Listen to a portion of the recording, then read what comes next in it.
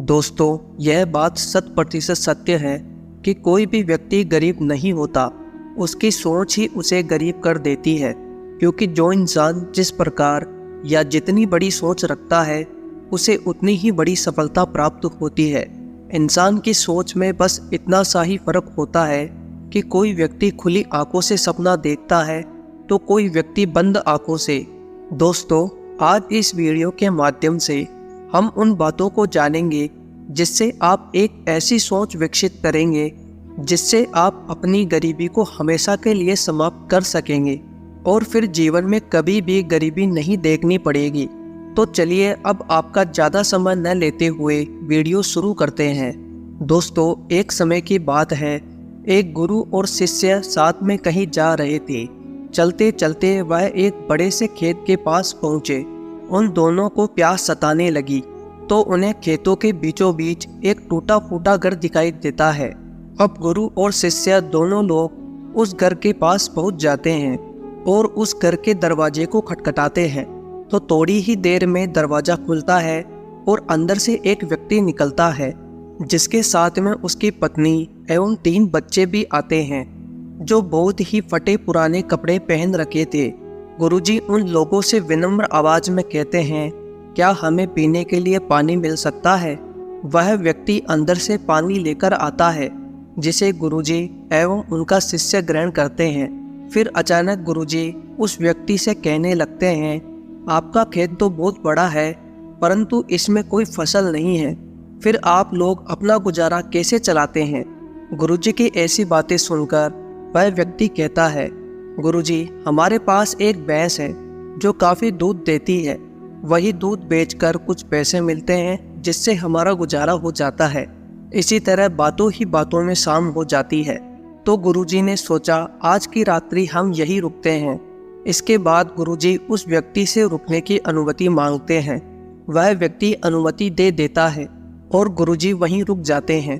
आधी रात बीत चुकी थी, तभी अचानक गुरुजी नींद से उठ जाते हैं और अपने शिष्य के कान में जाकर एकदम धीरे से आवाज़ देते हैं, इधर से चलो, अब हमें यहाँ से चलना चाहिए और इसकी भैंस को भी साथ में ले जाकर जंगल में छोड़ देना है।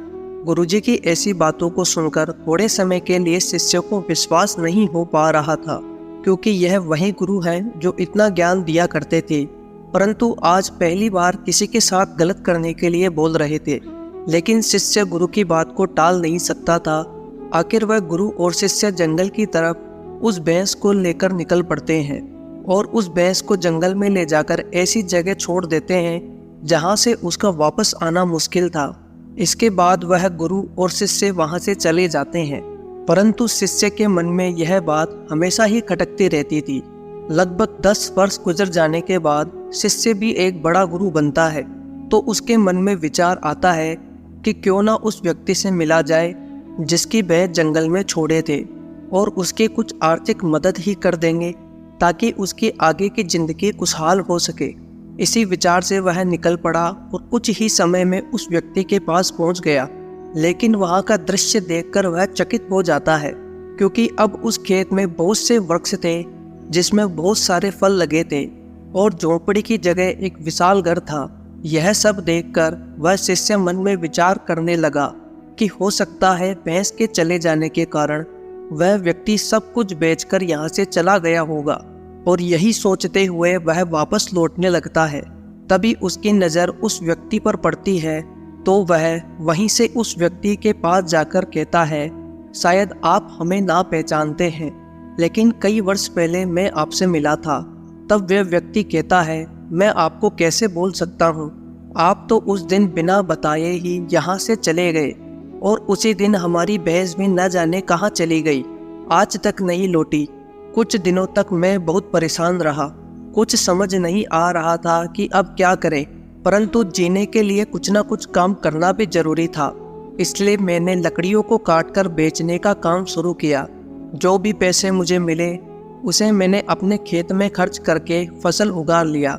फसल भी बहुत अच्छी हुई, जिससे मैंने फलों का एक बगीचा लगवा दिया, जिस बगीचे में बहुत अच्छे फल लगने लगे और आज मैं शहर का फल बेचने वाला सबसे बड़ा व्यापारी हो गया।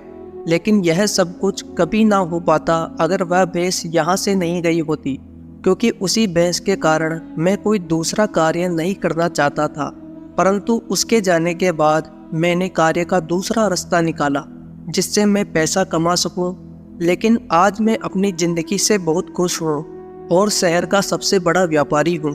यही बात सुनकर शिष्य कहता है, यह कार्य तो तुम पहले भी कर सकते थे। तभी वह बोला, कर तो सकता था, परंतु उस समय मेरी जिंदगी बिना मेहनत किए भी चल रही थी। इसी कारण मुझे कभी इस बात का एहसास ही नहीं हुआ कि मैं भी कभी कोई दूसरा काम कर सकता हूँ। यही कारण है कि मैंने कभी कोशिश नहीं की। लेकिन भैंस के जाने के बाद मुझे इस बात का एहसास होने लगा कि मैं भी कोई दूसरा कार्य कर सकता हूँ, और मैंने उस समय यह दृढ़ निश्चय किया कि अब अपनी ज़िंदगी में जो कुछ भी करूँगा अपने दम पे करूँगा, और इसी संकल्प की वजह से आज इस मुकाम पर पहुँचा हूँ। दोस्तों, हमें इस कहानी को सुनकर इस बात को सोचना चाहिए कि कहीं आपके भी जीवन में कोई रुकावट तो नहीं, और अगर रुकावट है तो उससे आगे बढ़ने का प्रयास कीजिए। जो आपके पास है उसे खोने का भय मत करो, क्योंकि आपके पास होने को बहुत कम है, लेकिन कामयाबी के बाद पूरी दुनिया प्राप्त करना भी आपके पास है। दोस्तों, आशा करते हैं कि यह वीडियो आपको अच्छी लगी होगी। इसी तरह और भी ज्ञानवर्धक एवं पौराणिक कथा कहानियों को सुनने के लिए कृपया चैनल को सब्सक्राइब करें और वीडियो में एक लाइक करके कमेंट में लिख दीजिए जय श्री कृष्णा।